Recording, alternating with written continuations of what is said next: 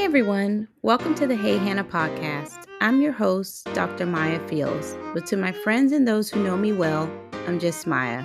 I'm a higher education administrator, a mother, and a wife of 14 amazing years. But above all, I'm a Christ follower.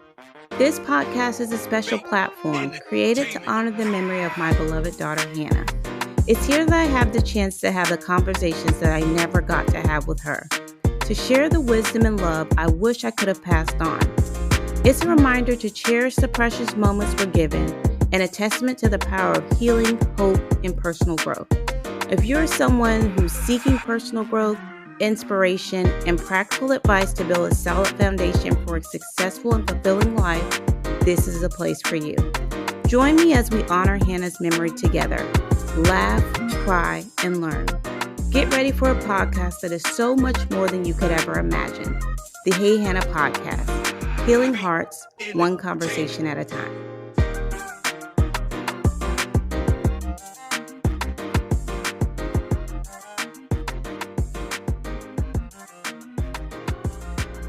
Hi, friends. Welcome back to the Hey Hannah podcast. I'm so glad that you're here. You know, as parents, there are few things that tug at our heart more than watching our child struggle to make friends. Maybe your child comes home saying, "No one played with me today," or you just notice that they're not naturally excited to run to a group when they go to school. Maybe they're just more shy and they seem content on their own, but you wonder if they're actually lonely.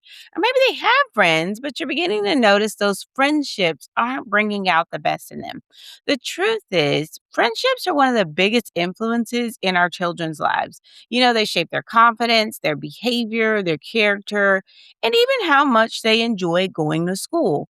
So, the good news is making friends isn't simply something children either have or they don't have.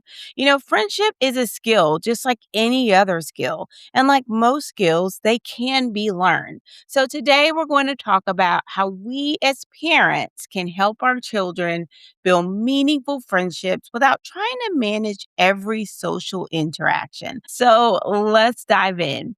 You know, friendship is more than just popularity. One of the biggest misconceptions is that our goal should be for our child to have a lot of friends, just kind of collecting them all up. But that's not actually the goal. The goal is for our child to have healthy, quality friendships. So, one genuine friend who is kind, trustworthy, and encouraging is far more valuable than 10 friendships that are built on popularity or convenience. So, sometimes we unintentionally send the message that having lots of friends equals success. Instead, remind your child that it's okay if their circle is small. Quality always matters more than quantity.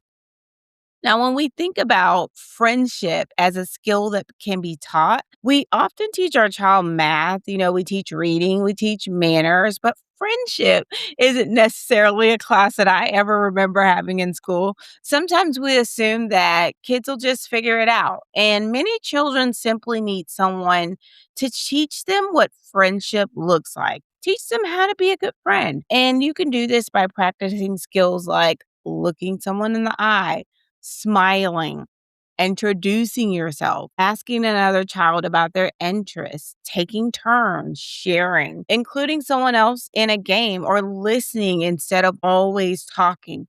You know, role playing these situations at home can make a huge difference. It doesn't have to be formal, it can be something as simple as saying, "Pretend we're at recess.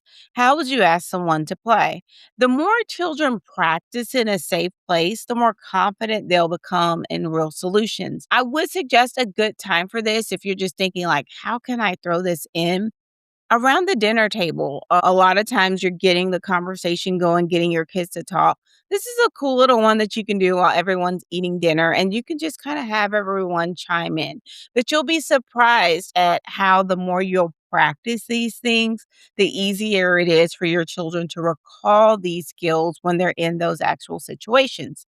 So, now, transitioning a little bit to supporting your child, if you feel like they may be a little bit more on the quieter side, if your child is shy, resist the urge to label them. Instead of saying, "Oh, she's just shy or he's just shy," maybe try saying, "She takes a little bit more time to warm up."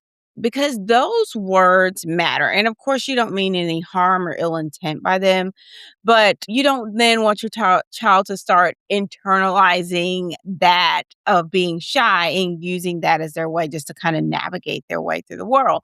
Children often become the labels that we repeatedly give them. And being shy isn't a flaw at all. It's just you want to make sure that you are aware of the words that you're using. So, many thoughtful, compassionate, and credible leaders begin as quiet children. Our goal isn't to change who they are, our goal is to help them become comfortable being themselves. So, celebrate the small wins. Maybe today they smiled at someone new, and tomorrow they introduce themselves, and maybe next week they join a group activity. All these are wins, and we want to cheer them on along the way.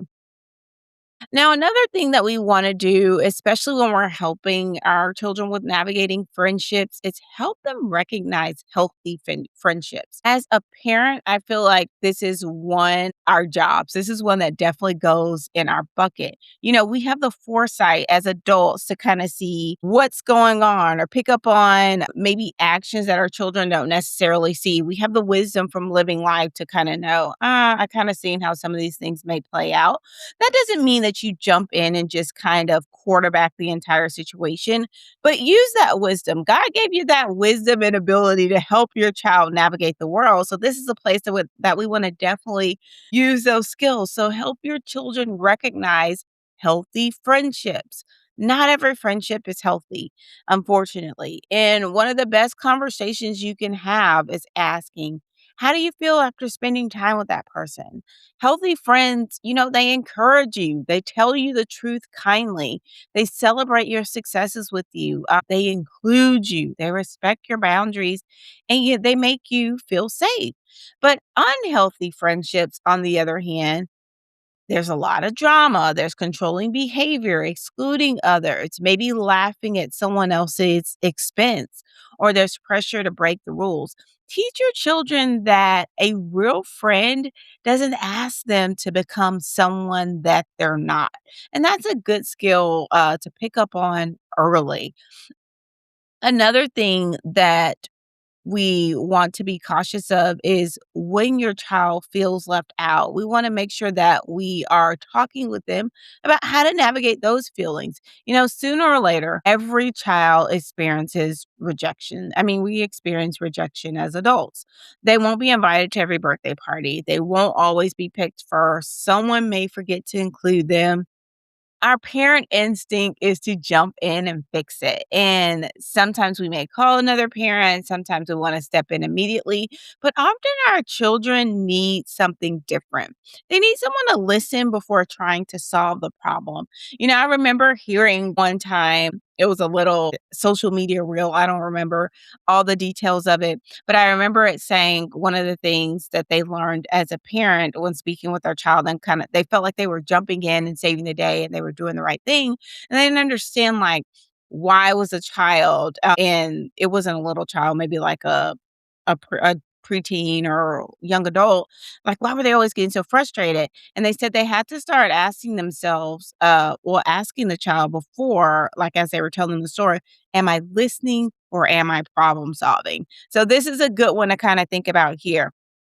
Your child doesn't necessarily always need someone to solve the problem. Maybe they need someone to listen. And if you are unsure where you're at the moment or what your child may need, it's okay to say, hey, am I listening or am I problem solving? And when they tell you that they were left out, maybe try responding with, that must have really hurt, or I'm glad you told me, or what happened? Just validating them and kind of letting them know, like, I understand, I get it, that connection. Instead, you don't want them to actually start to worry, because when they worry, it kind of makes it feel like there's no controllables, and you want to help them kind of navigate this. So instead, help them to process that disappointment while reminding them that one difficult moment doesn't determine their self worth. So that's a lot of repeated conversations just to kind of help build the confidence in that area. But it's something to definitely work on. Another thing I would encourage you to work on with your child is to be the friend that they're looking for. One of the simplest pieces of advice is this: if you're looking for a friend, be one. I did an episode on friendship a couple years ago, and it's just something that I've always looked into just from here to there. We work on making quality friendships as adults, as children, just all throughout our lives. It's good to have those quality friendships. And so, where do you go, or where do I go? Because it has all the good news for everything is the Bible. And one of the things the Bible says about friendship is to make friends, to show yourself friendly. So, if you're looking for a friend, be one. Encourage your child to notice others who may also be sitting alone. Invite someone into a game, especially if you know that your child has been one that's felt lonely before, they felt left out. Be on the lookout for other children who may be in that situation and invite them in. Be the friend that you were hoping that you had at that time. Sit with someone new at lunch. Ask another student how they're doing. Friendships often begin with someone who is willing to make the first move.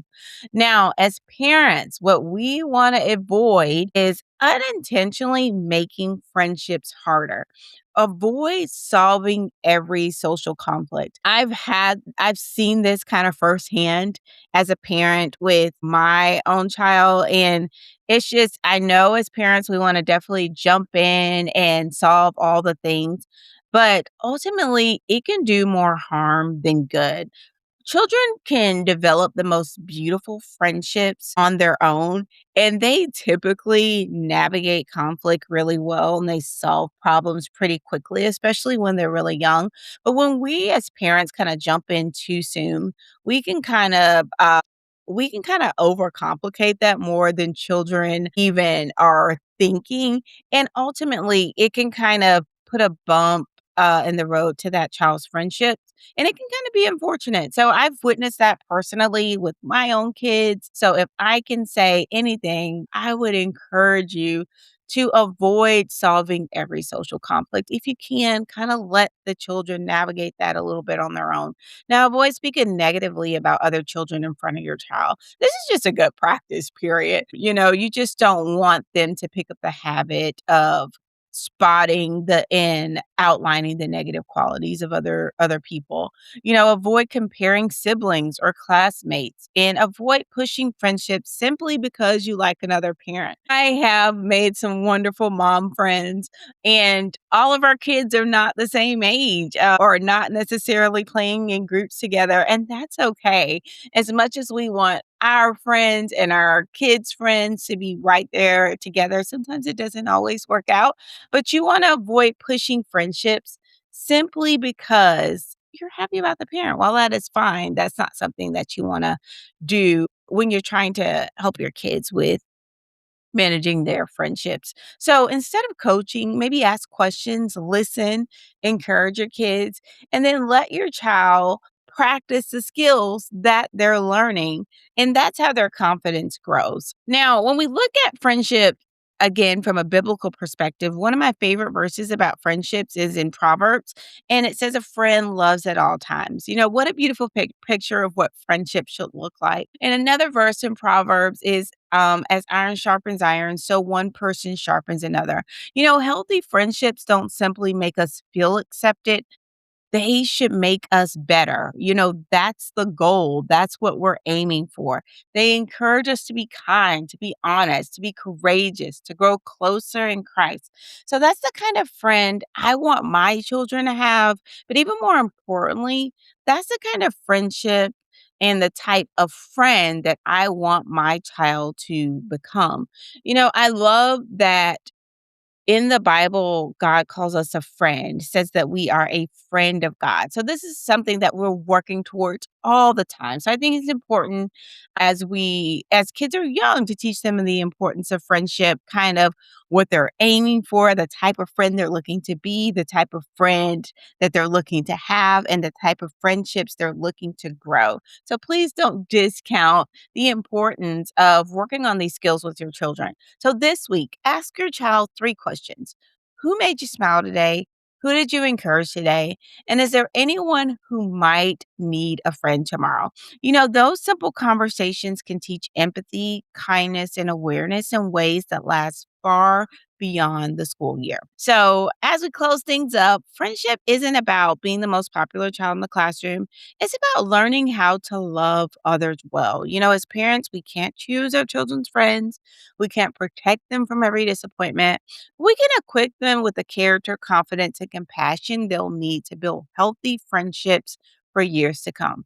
So this week, instead of asking, did you make any new friends? Maybe ask, how were you a friend today? Because when we raise a child who knows how to be a good friend, we're helping them to shape into adults who build stronger families, healthier communities, and a kinder world. Thank you for joining me today on the Hey Hannah podcast. If this episode encouraged you, I'd love for you to share it with another parent who's navigating the back to school season. Remember, as always, you are loved, chosen, and called. And as you help your child grow into the people God created them to be, know that He is walking with you every step of the way. Until next time, everybody, take care. And that's it. I'm out of here.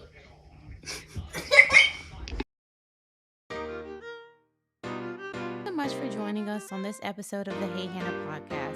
We hope that you found inspiration, insight, and encouragement in our conversation today. If you enjoyed this episode and want to stay connected with us, be sure to like, subscribe, and review the Hey Hannah podcast. Your feedback helps us reach more people and spread our message of love and wisdom. You can also follow us on social media at Hey Hannah Podcast. Find us on Facebook, Instagram, and TikTok to stay updated on all the latest episodes, behind-the-scenes exclusives, and engaging content. And for those of you who prefer the visual experience, catch the video versions of our podcast on our YouTube channel. Just search Hey Hannah Podcast and hit that subscribe button to never miss an episode. For even more Hey Hannah goodness, visit our website at www.heyhannahpodcast.com. There you'll find updates, bonus content, and join a community that embraces you with open arms. Your continued support truly means the world to us. Together, let's spread love, share wisdom, and honor every precious moment. Because here at Hey Hannah, we believe that life is meant to be lived well. Remember, a new episode of the Hey Hannah podcast is released every Wednesday, so mark your calendars and be sure to tune in. Thank you again for being the part of Hannah's Hive. Until next time, take care.